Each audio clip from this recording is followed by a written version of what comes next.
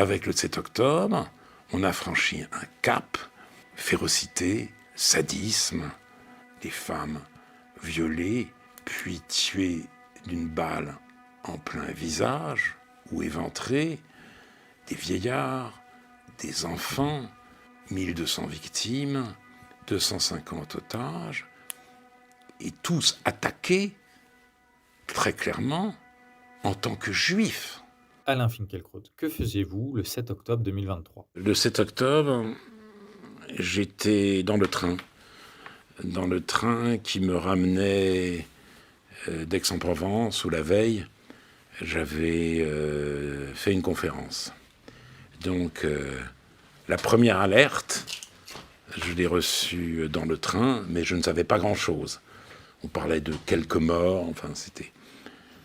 Donc, rentré chez moi, je me suis précipité devant mon écran de télévision et j'ai peu à peu compris toute l'horreur de ce qui venait de se passer et qui ne se compare à rien dans l'histoire d'Israël.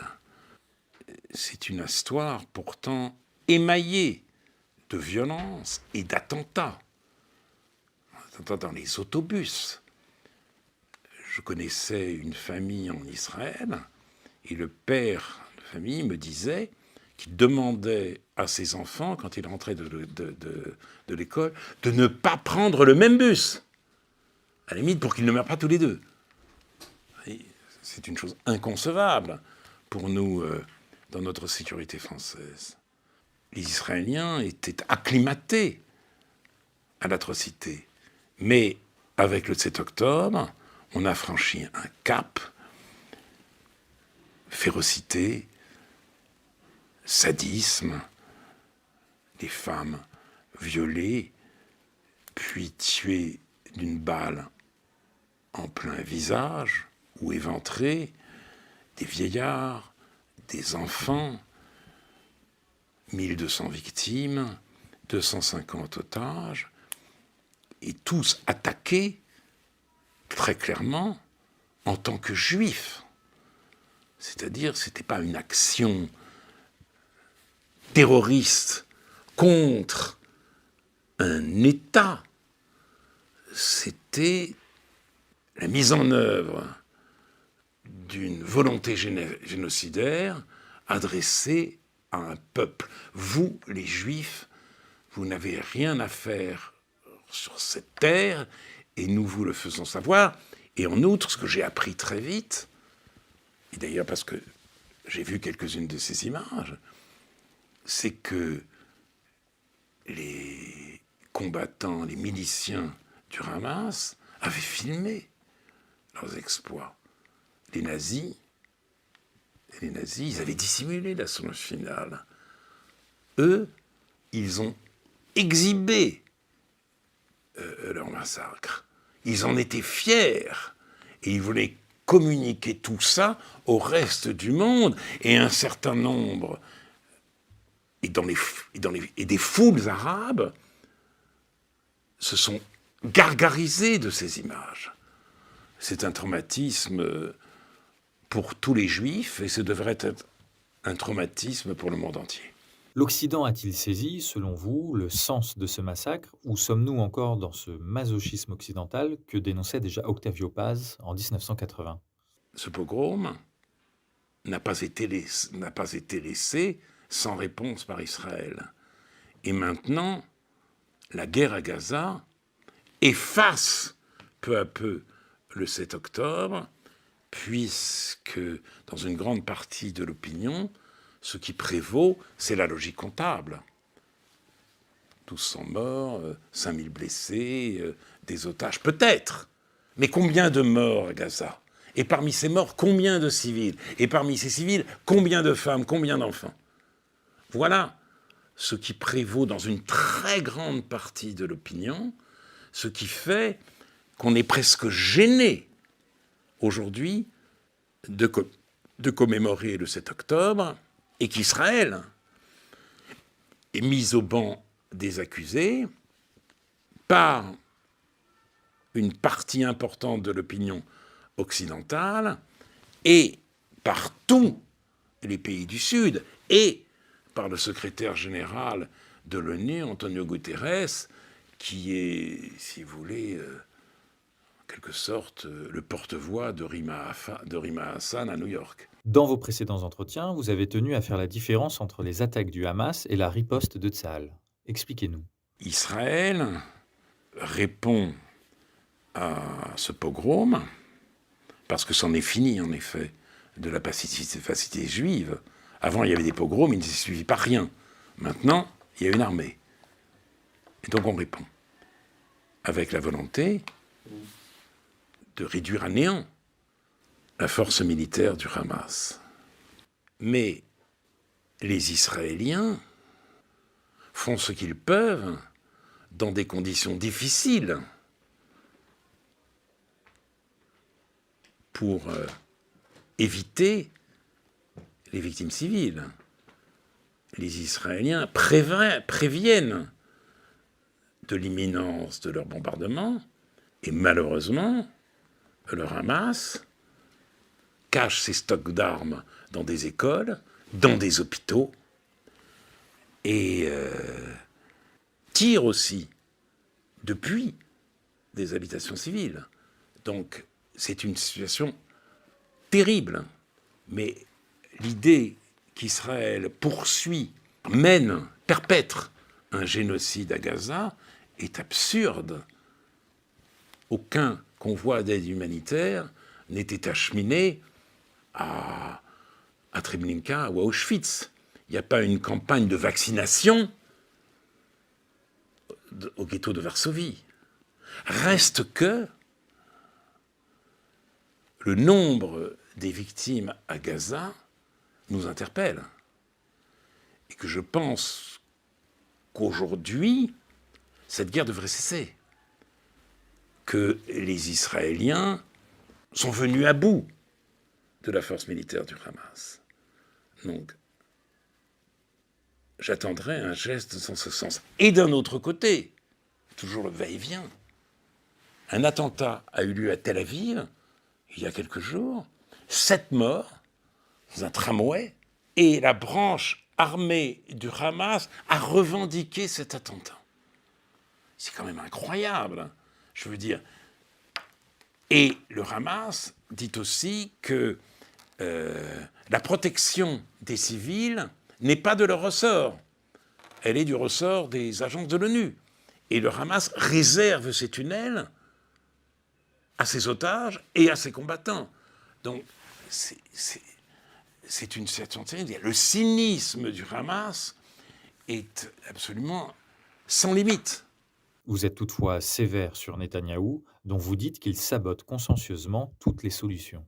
Je pense en effet que Netanyahou n'a aucune stratégie pour l'après et que ses ministres extrémistes poursuivent, eux, un objectif très précis. Vider Gaza autant que faire se peut et la Judée-Samarie de la population arabe ou d'un maximum de Palestiniens.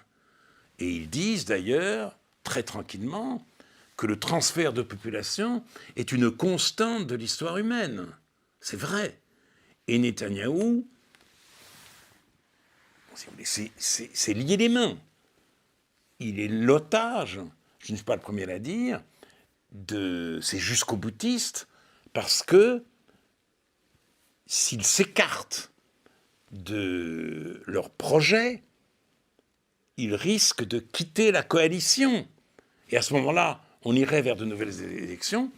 Et ce que Benjamin Netanyahou ne veut absolument pas voir arriver. Donc effectivement, penser que Itamar Ben-Gvir et Bezalel Smotrich ont la haute main sur le destin des Israéliens et des Palestiniens a de quoi me faire frémir. En France, la réponse politique a-t-elle été à la hauteur de cette tragédie ? Ça dépend. La réponse politique de la gauche, non seulement n'est pas à la hauteur, mais elle est franchement ignoble. La gauche sous l'égide ou sous le joug de la France insoumise, a choisi non seulement les Palestiniens, mais le Hamas. Du côté des autres personnalités politiques, les choses sont différentes. Mais nos responsables ne sont pas tout à fait à la hauteur parce qu'ils mettent dans le même sac le racisme et l'antisémitisme. Ils veulent le combattre ensemble.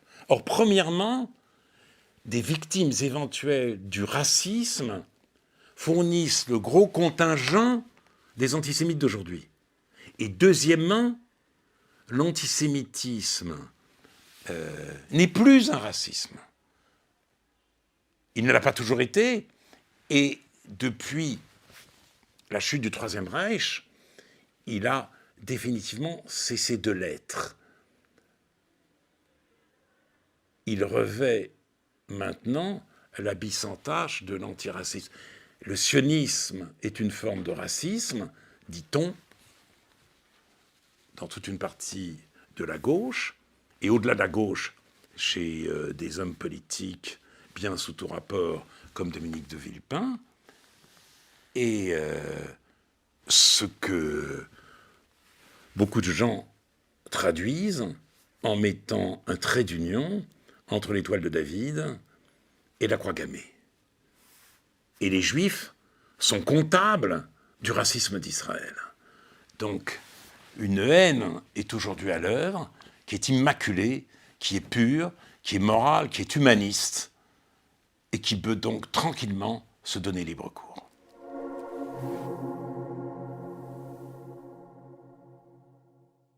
Alors le 7 octobre était un anniversaire mondial, je dirais.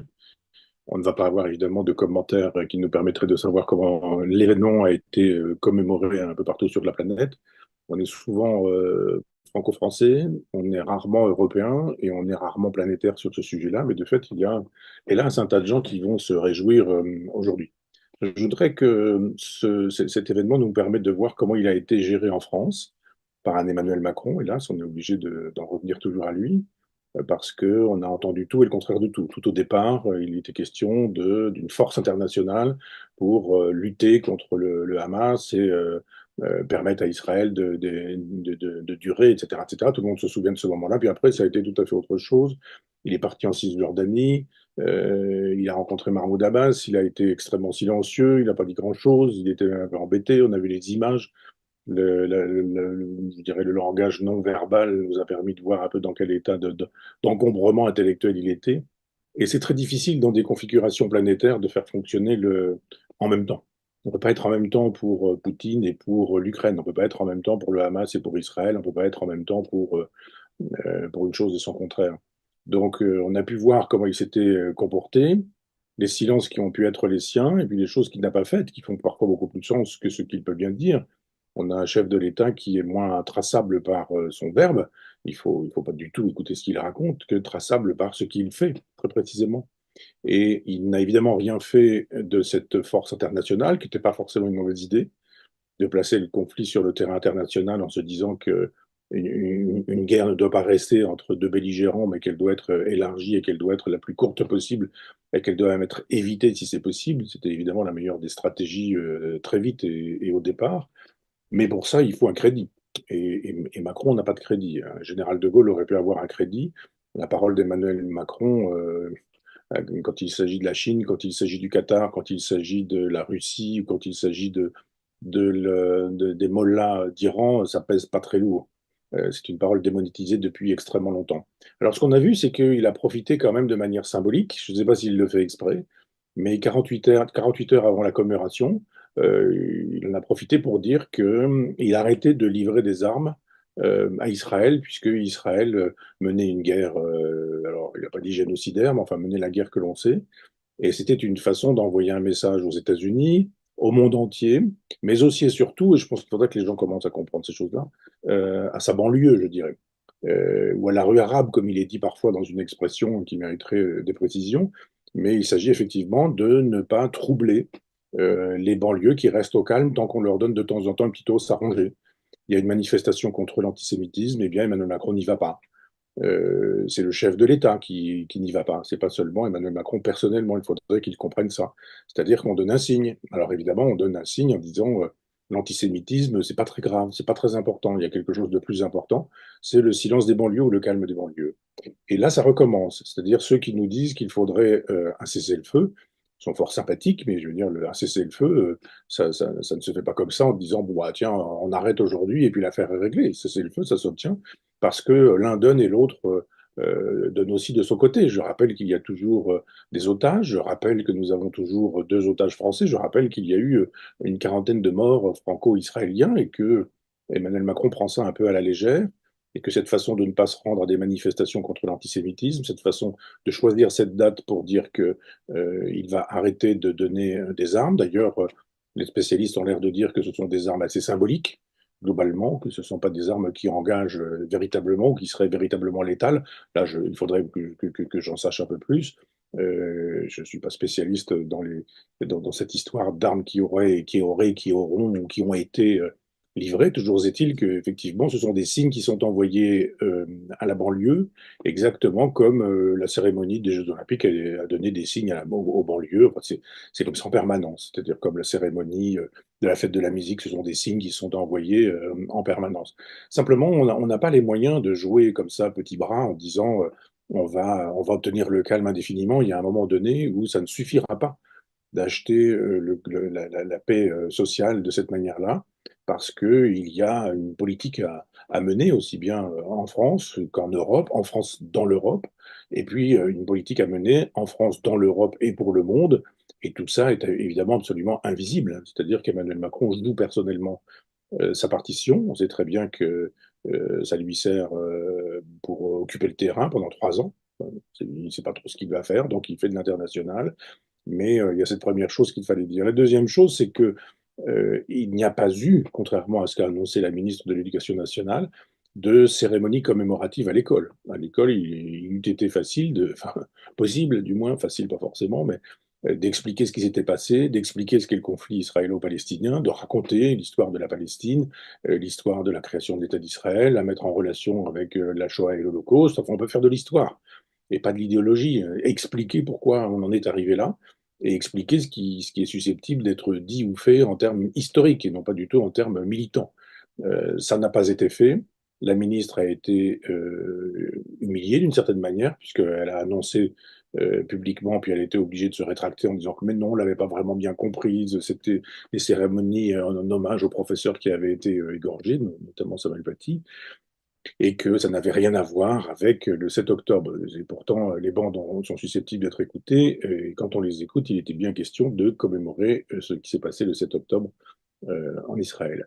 Donc, reculade sur ce sujet-là aussi, concession qui est faite, une concession majeure, évidemment, puisque c'est une reculade. On ne peut pas en permanence parler de l'école, de la culture, de la laïcité ou toutes ces choses-là, si effectivement aujourd'hui on ne peut plus parler de Darwin, parce que ça contrarie l'islam. On ne peut plus parler de Galilée, parce que ça contrarie l'islam. On ne peut plus parler de l'histoire telle qu'elle est, la Shoah par exemple, telle qu'elle a eu lieu, parce que ça contrarie, du moins pas tant l'islam que l'islamisme, que les gens qui sont des partisans d'une théocratie musulmane. C'est pas exactement la même chose que les musulmans qui vivent sur le territoire français. Et je pense que l'école recule en permanence en n'enseignant pas les fondamentaux.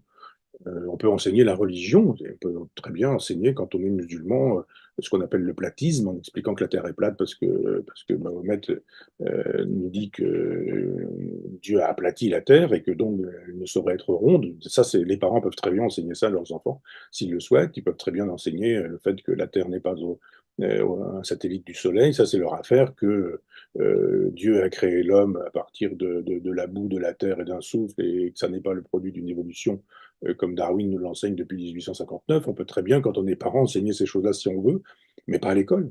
L'école, elle est laïque et elle défend normalement la raison, la rationalité, la science, la scientificité et les choses vérifiables. Donc je pense que cette façon de renoncer, là aussi, là encore, à commémorer cet événement pour dire nous allons penser, nous allons réfléchir, c'est une erreur. Moi, si j'étais resté prof de philo là où j'étais, je pense qu'avec mes élèves, on aurait évidemment dans toutes les classes, et j'avais 9 classes quand j'avais mon emploi du temps complet, eh bien, j'aurais abordé la question avec mes élèves Et puis j'aurais veillé à ne pas blesser les élèves musulmans, à ne pas blesser les autres, les élèves juifs, etc., simplement en expliquant, en racontant, et puis en donnant du factuel et en tâchant de penser le factuel. C'est-à-dire que on voit bien que Emmanuel Macron n'a pas le sens de la nation, n'a pas le sens de l'histoire, n'a pas le sens de ce qu'est la France. Et cette façon de dire tout et son contraire, c'est-à-dire on va faire une armée internationale pour qu'Israël ne soit pas seul, et puis de dire aujourd'hui on ne livre plus d'armes alors que finalement les armes avaient l'air assez symboliques, c'est vraiment tout et le contraire de tout. On ridiculise les Français, et en même temps, la France et les Français, et en même temps, on n'obtient pas pour autant la paix dans les banlieues. On sacrifie sa puissance, et c'est pas rien de disposer d'une puissance, on sacrifie cette puissance pour quelques plats de lentilles, qui sont la paix sociale qui est bien fragile, et je trouve que nous nous déshonorons à nous comporter, quand je dis nous, c'est un pluriel de majesté, mais nous, la France, à nous comporter comme nous nous comportons. J'ai un peu honte d'être sujet du roi Macron, je dirais. Il y avait quand même d'autres choses à faire, notamment commémorer clairement, notamment peut-être revoir sa politique en matière d'armement, mais sûrement pas à cette date-là, et manifester cette idée qu'il y a un choc des civilisations, qu'il y a un conflit de civilisation, et que ce qui se joue en Israël, c'est clairement dit par le Hamas, c'est clairement dit par le Hezbollah, c'est clairement dit par l'Iran des Mollahs, puis c'est aussi clairement dit par Mélenchon et les siens, c'est la disparition de l'État d'Israël. C'est la disparition de l'État d'Israël. C'est un État palestinien du Jourdain à la mer, comme il est dit, et donc il est question de supprimer une espèce d'enclave occidentale dans un monde immense qu'est le monde musulman, quand on regarde en termes d'États musulmans, de géographie des États musulmans, de population musulmane sur la planète. Il n'y a pas péril en la demeure que de laisser l'équivalent de deux départements français pour 9 millions, pour qu'il y habite 9 millions de juifs. Ça devrait pouvoir s'envisager de manière planétaire quand on est chef de l'État. C'est un métier. Emmanuel Macron fait le sien de manière assez pitoyable, et c'est un peu honteux. Il y a des Palestiniens qui meurent aujourd'hui, il y a des Juifs qui meurent aujourd'hui, il y a une situation explosive. L'Iran est en train d'attendre la belle occasion d'un djihad planétaire qui permettrait de faire exploser une bombe atomique. Il y a des gens qui nous disent mais ils ont bien le droit d'avoir une bombe atomique, bien sûr, pourquoi pas. Mais je pense que nous manquons de grands chefs de l'État, de grands cerveaux. Biden est en train de s'en aller, donc il pilote rien du tout. Les États-Unis sont aux abonnés absents tant que les élections n'ont pas eu lieu. Et puis Poutine, pendant ce temps-là, est en train d'agir. Je trouve que nous avons manqué d'une occasion de manifester notre affection pour ce pays. Je rappelle que nous avons 20 siècles de judéo-christianisme derrière nous. Ils vont si loin dans le mal que même le diable ne veut pas d'eux. Encore un clandestin, encore un assassin, encore un maghrébin a une vie de plus, il mit fin. Le jugement dernier va d'abord condamner,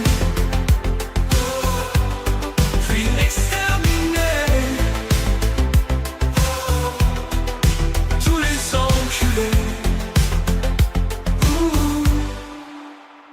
Les asticots sont tout réjouis d'avoir encore le dernier mot. Ils nous mangeront ces temps-ci, pourtant le ciel est si beau. À quoi bon? À quoi bon de tous finir sous terre? À quoi bon? À quoi bon notre passage est éphémère? Je sais pour le courage qui seul domine les sauvages et balaye tous les mirages, aucune limite, aucun barrage. Je sais pour le courage qui seul domine les sauvages et balaye tous les mirages, aucune limite, aucun barrage.